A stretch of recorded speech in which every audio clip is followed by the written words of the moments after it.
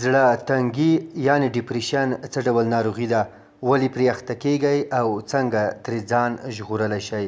لومړی برخه لیکنه ډاکټر نیک محمد ویال. زړه تنګي یا ډیپریشن. د زړه تنګي یا ډیپریشن پیژندنه.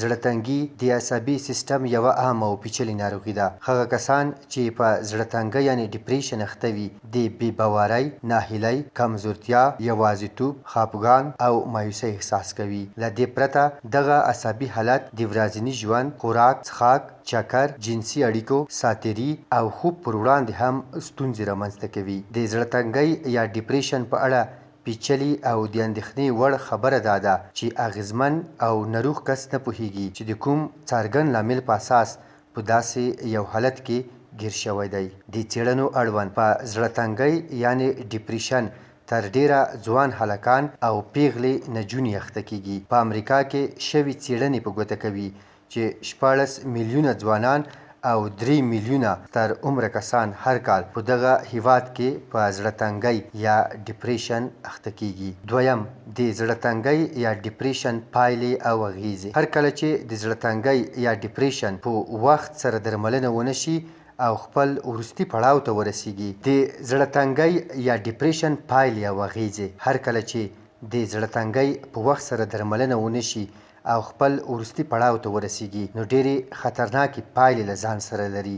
شونې ده چې د زړه تنګۍ یعنې ډیپریشن ناروغي له امله یو څوک خپل ملګري له لاسه ورکړي، دنده خوشي کړي، کورنی ژوند او ودۍ له منځه لاړ شي. دغه ناروغي لامل کیږي چې اغېزمن کس د خپل درد او زړه تنګۍ د کموالي لپاره په سختو نشه یي توکو هم معتاد شي. دریم، د زړه تنګۍ یا ډیپریشن ډولونه. زړه تنګي یا ډیپریشن په ډیرو برخو ویشل کیږي. د ځای، عمر، سختوالي او وخت په اساس یې ډاکټران او طبي پوهان تقسیم بندي کوي. دلته د زړه تنګۍ یا ډیپریشن 5 عام ډولونه درته په ګوته کوو. لومړی، عمده زړه تنګي یا مجر ډیپریسیو ډیسارډر. دغه ډول ته پخوانی یعنی کلاسیک ډیپریشن هم وایي. په دې حالت کې ناروغ غواړي چې یوازې په تیاره کې پاتې شي. اوږدمهاله زړه تنګي. په دې ډول کې ناروغان دومره هم تر اغېز لاندې نه وي څومره چې د زړه تنګۍ یا ډیپریشن په لومړي ډول کې وي. د زړه تنګۍ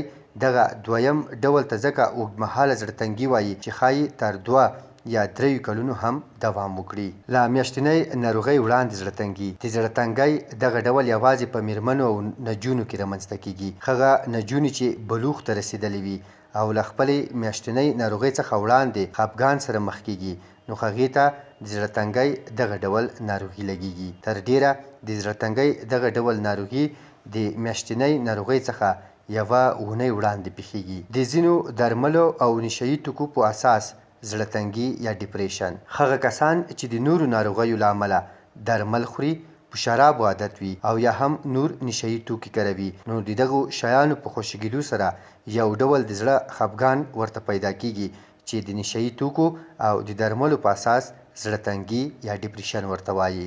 د ناروغیو له امله زړه تنګي ډیپریشن ډیو ټو ان ایلنس. هغه کسان او په تیره کې د اوږدمهاله خطرناکو ناروغیو لکه سرطان، د زړه ناروغۍ، ایډز او شوګر او دې ته ورته د نورو ناروغیو.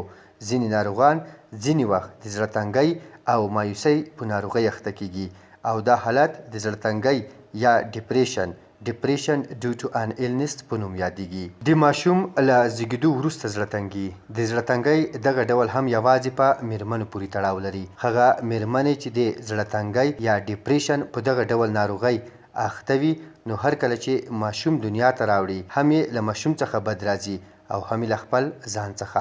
مور نشي کولی چې په ښه ډول د ځان او ماشوم پالنه وکړي. زموږ په ټولنه کې دا ډول ستونزې د روحي فشارونو له امله لا پسې ډېرېږي او ډېره هڅه کیږي چې د دم او تعویض په مرسته یې درملنه وشي.